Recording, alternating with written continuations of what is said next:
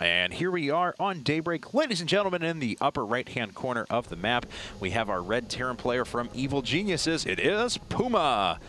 And his opponent in the lower left-hand corner from Team Liquid. Our new player jumping in here to try and bring things back for them. It is TLO, the little one. And TLO is always fun to watch. Yes. He's got to be one of my favorite players. Although I might say he was even more fun when he played random.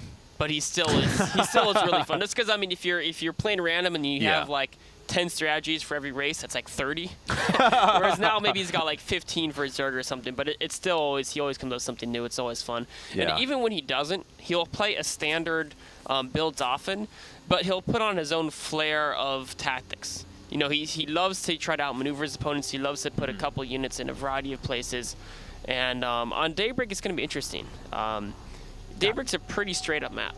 And I've loved his approach throughout his career as well. It's like, I'm random, no, I'm Zerg. No, I'm random, no, I'm Terran. No, I'm random, no, I'm Zerg. Really, honestly, guys, this time. And he has actually been Zerg for quite a while now. But you're right, he always does come up with interesting strategies. But Daybreak is kind of, to me, it's the model of a tournament map. It's the tried and true. It always pops up. It's certainly got its interesting quirks. But if ever we're going to see a truly standard game, usually it pops up on here. Yeah, and I mean, and some people say it's almost getting a little bit stale now because it's so figured out.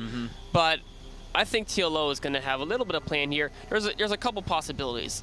Either he has a plan for Daybreak, but if he had a pre-planned build, I think it's almost more likely he would have a map that is like better for that specific build.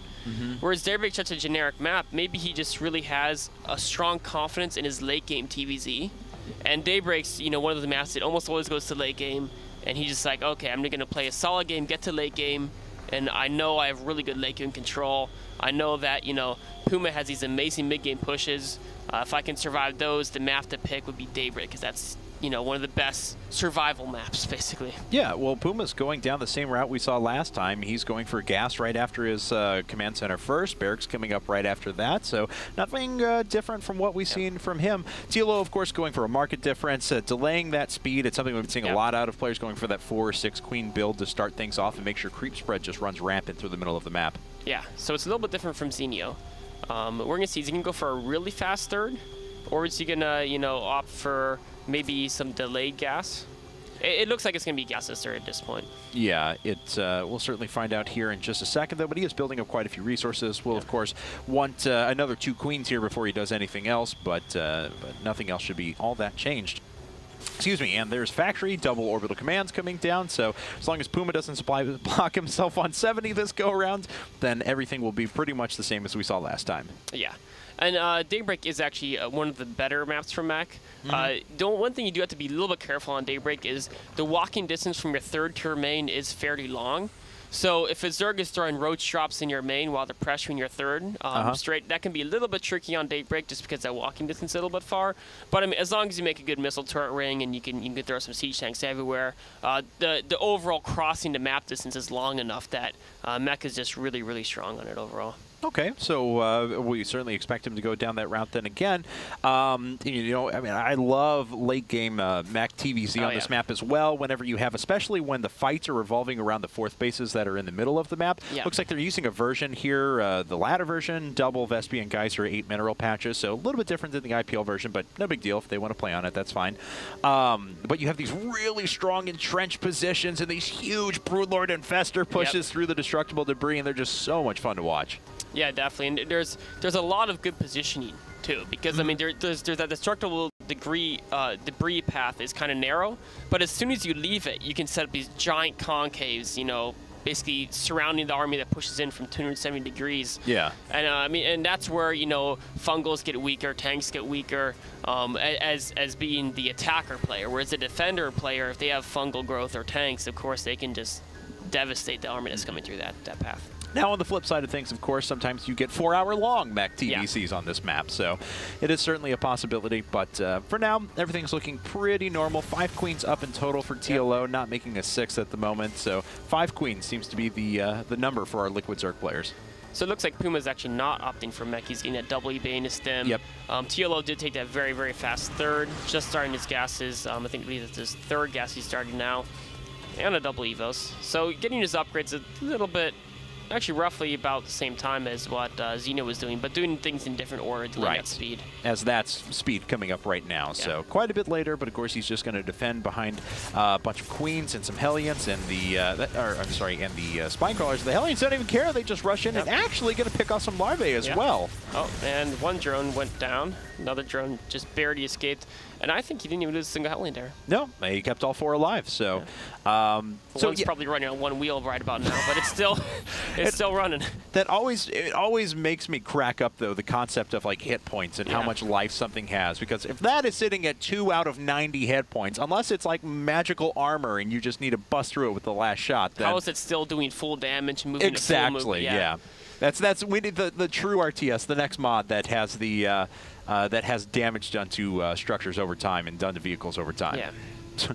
We just see Marines hobbling along on crutches. There's SCV coming to repairman. Yes, that's right. And apparently you just need to poke a drill at it, and it's all good to go again. So, well, you know, the SCV arm has a lot of tools on it. Yes. It's like one of those like whirly multi-tool things. You can just see what you need, and the arm rotates in, and a a screwdriver. You know, it's actually nothing but just a big Swiss Army knife. It's just blown up in size and make any changes to it.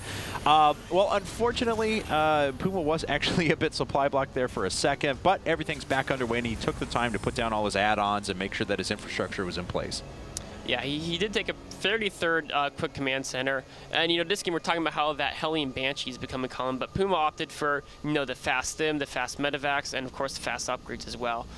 So he's going to put on a different form of aggression this game. All right, well, we'll certainly find out here as he does have pretty much all of his upgrades hitting in stride. The armor's coming up at just the right time, so we'll have time on that, so we'll have 2-2 ready to go. Of course, TLO just adding on a macro hatch at the moment and just kind of waiting to see how things pan out. I mean, this is obviously pretty late layer tech, but he has just such magnificent creep spread and economy at the moment that he should be able to pull it off. Yeah, I mean, that creep spread is far enough out that if PuMa wants to come into straight, well, he's going to know a long time at a time. Of course, PuMa is clever. He's got his guys loaded up. He's going to sneak in the back. What does TLO have to deal with it over there? Oh, Spore Crawler moving over just in time. Overlord see it coming, and look at that. Perfect. And Perfect TLO, reaction, that's exactly what he needed. So now we'll be able to pull off tech. He's obviously got 2-2 upgrades on the way. We'll hear just momentarily as soon as +1 armor finishes up. Infestation Pit's already coming up, so he's rushing for that Tier 3 tech. And there's a scan to try to push his creep back just a little bit, but I mean there is just so much out there. It's going to take a couple scans to get rid of it. But the units were denied in their drops, so why not go here, kill some creep tumors, kill some Zerglings. Yeah. You can just pick up, run away if you have to. And actually there's about 12, 14 Zerglings went down there to only getting a couple of Hellions. Yeah, so PuMa's making this little push work pretty well. More Zerglings coming in. Oh, another Queen's going to die too, and these extra Zerglings.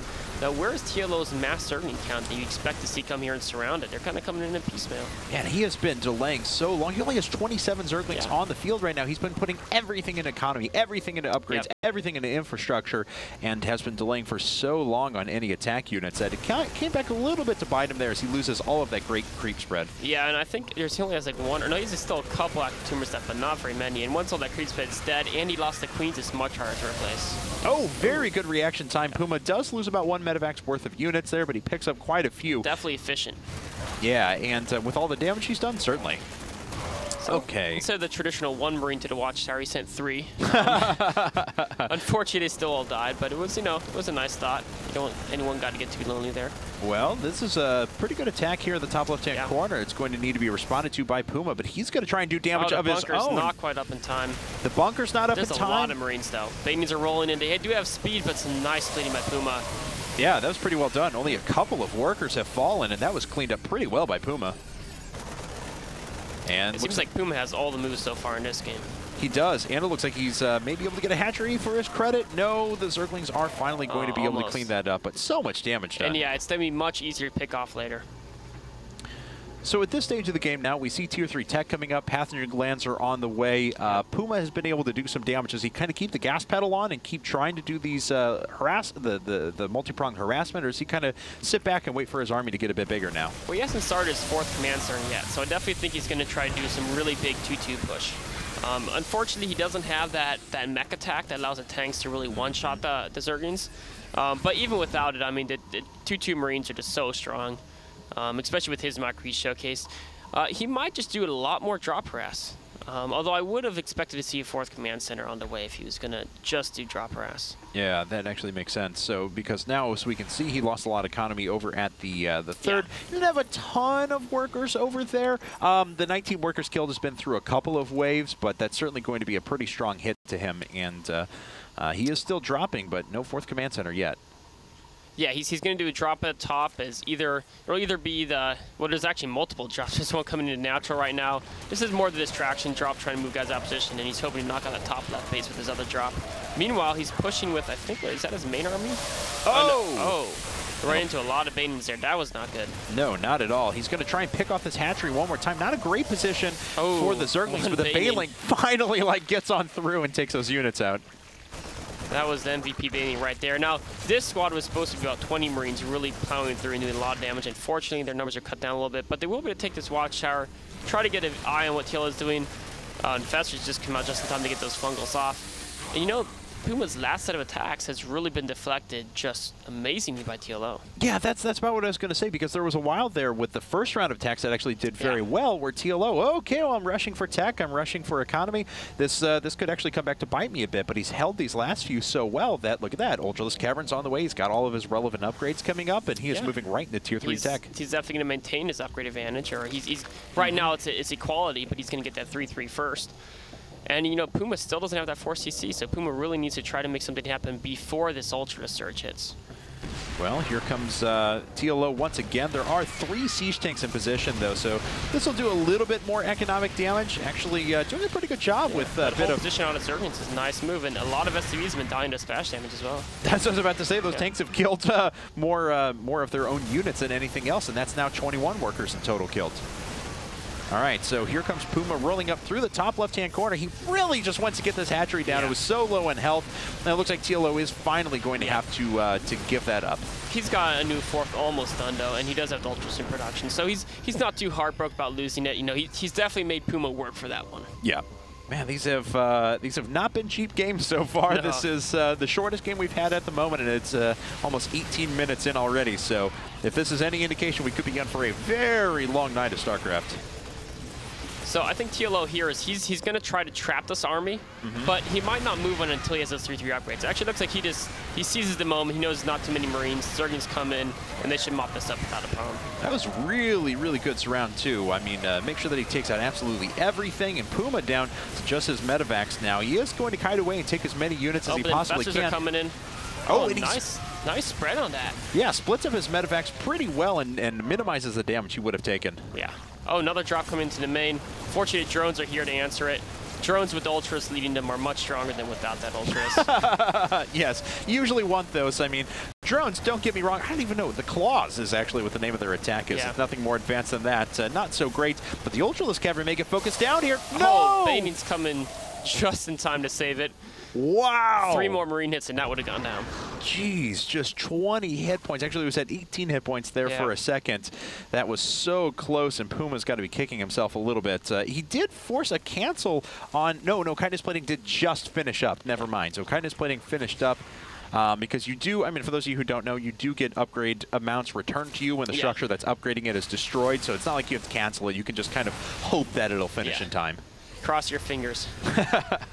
It's interesting how he's building another Ultralisk Cavern. I guess he's anticipating PuMa's going to probably knock that one out, and he doesn't want to have any lapse in his Ultralisk production. All right, very interesting. So certainly, obviously, doesn't need any further upgrades from that. PuMa finally trying to put down a 4th base now, and looks like he's constructing a couple. Intercepts these Binglings without taking too much damage, so pretty good job there. You know, PuMa's been able to find himself with a nice supply lead. It's kind of interesting because TLO has been to base up, but, you know, I'm not sure about his drone. Okay, 70, that's probably, his drone count hasn't been quite as high. We saw Xeno go up to 90 in some of the last couple games. And with 75, TLO is going to focus on a really nice army instead of just being able to reproduce his army over and over and over again. And that's what we can see here. He's got a lot of Ultralists. He only has 3 Infestors, which may be a little bit problematic because if he can't lock down that bio, with PuMa's micro, those Ultras can be chasing around in circles. Well, anything, even just to be able to drop down a line of infested Terrans to soak some shots for a little while, but unfortunately it doesn't have that. He's going to rush in with Zerglings, though, and try and assault this force. He does finally lock down a couple of forces, but look at that. He already has to back away. Those Ultras have taken so much damage. 4 more Ultras on the wave, only 1 more Infester. Is he going to try to save this hatchery? It looks like he is. If he had to fungal there, that'd be so powerful, but unfortunately he doesn't, so this bot can just keep kiting back. And this is a really high tank count. Every time those Ultras walk in, they just get slammed. And the tanks, pretty diligent upgrades there as well, sitting on +2. 60 a hit to armor, and that adds up. Yeah, I'm sorry. Even if you have the 6 armor in total with the chitinous plating, it's 54 then. Exactly, it's still a huge amount. Yeah. A nice job to pick off that medevac sitting there, but once again, TLO's just getting dropped everywhere. PuMa's doing a very effective job with this multitasking. He is going to kill a lot of workers here if this isn't responded to immediately. Oh, wow. Well, that was a little bit gross, but 14. And that was, I think, the only workers PuMa killed the entire game. So I think you're right, making up for the amount that he lost initially to TLO. And now he's pushing his tanks past that choke.